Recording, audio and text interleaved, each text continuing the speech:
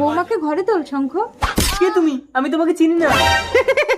শঙ্খ, আপনি আপনার পাগল ছেলেকে আমার সাথে বিয়ে দিয়ে আমার জীবনটা নষ্ট করে দিয়েছে।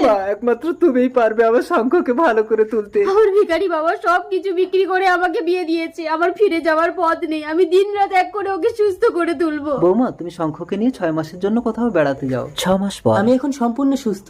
তুমি আমার কে হও পদ্ম? সেটা না হয় ঘরে গিয়েই বলবো।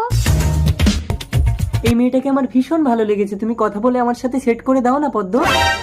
ওই মেয়েটা কি করবে শঙ্কর? তুমি কি চাইছো আমাকে বলো না, আমি তোমাকে দেবো। তার মানে তুমি আমাকে পাওয়ার জন্য আমার সেবা করছো? শঙ্খ, শঙ্খ, আমি যে কোনো ভাবে ওকে তোমার কাছে এনে দিচ্ছি। শুনুন,